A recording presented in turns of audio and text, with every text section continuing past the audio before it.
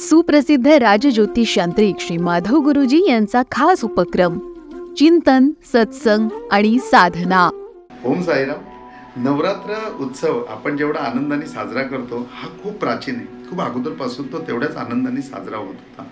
आणि आपण ज्या वेळेला साजरा करतो त्याच्या वेळेला आपण गरबा वगैरे खेळतो आणि त्या पाठीमागच्या विविध संकल्पना आपल्यापर्यंत माहिती आहेत.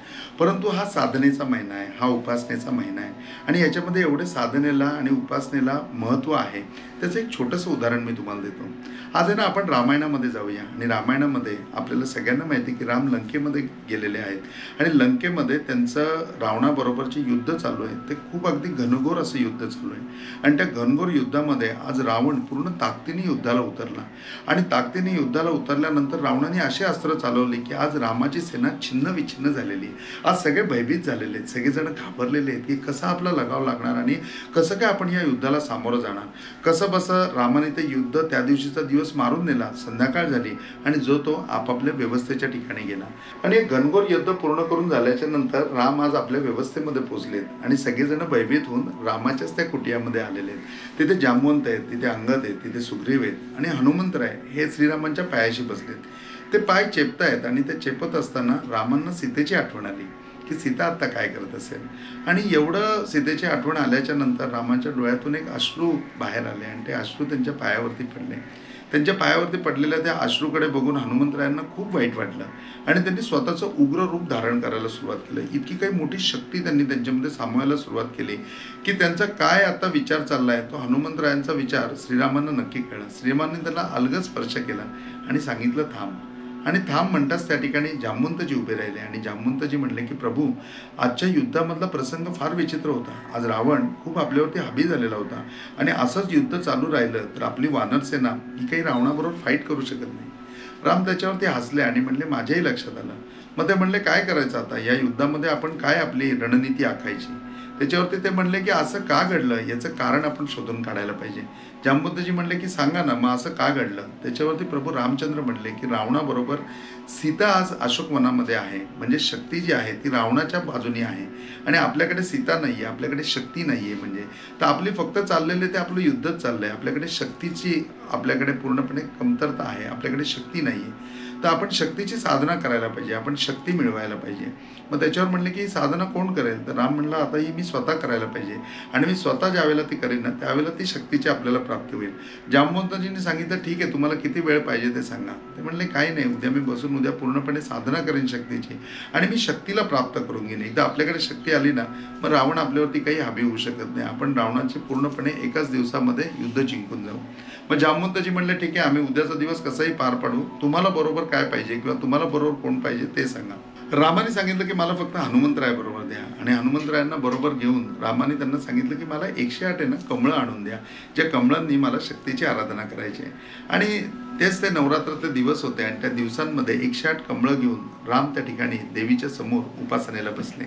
आता राम उपासना करणार आहेत. पूर्णपणे एकाग्र चित्ते ती उपासना सुरू झाली आणि डोळे मिटून पूर्णपणे शांतपणे राम उपासना करतायत. संपूर्णपणे सुचिरभूत अवस्थेमध्ये राम आहेत आणि बाजूला फक्त धनुष्यबाण ठेवलेलं आहे.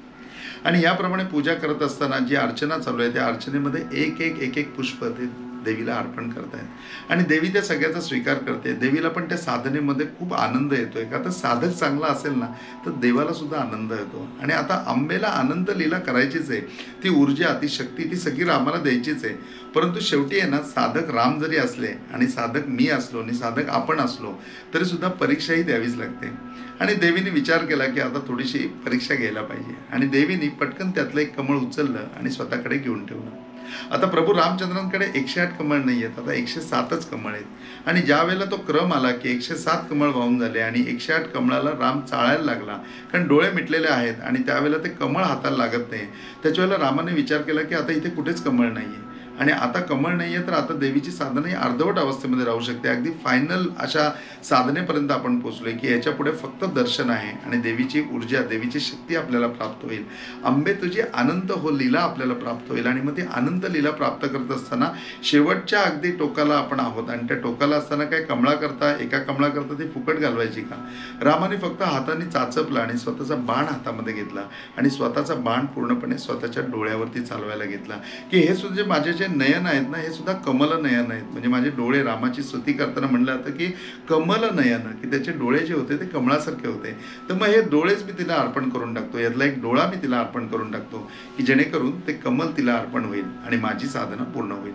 रामाने हा विचार केला आणि बाण उचलला आणि तो आता डोळ्याला स्पर्श करणार. तो स्पर्श करणार त्याच वेळेला आदिमाया आदिशक्ती त्या ठिकाणी प्रगट होते आणि रामाचा हात धरते आणि म्हणते की नाही, तू हे करायची गरज नाही. अरे ते कमळ मी पहिलंच स्वीकारलेलं आहे, तुझी पूजा पूर्ण झालेली आहे, तुझं 108 पुष्पार्चन मी पूर्ण करून घेतलेलं आहे आणि आता ही शक्ती मी स्वतः तुला सांगते की मी तुझ्या बरोबर आहे.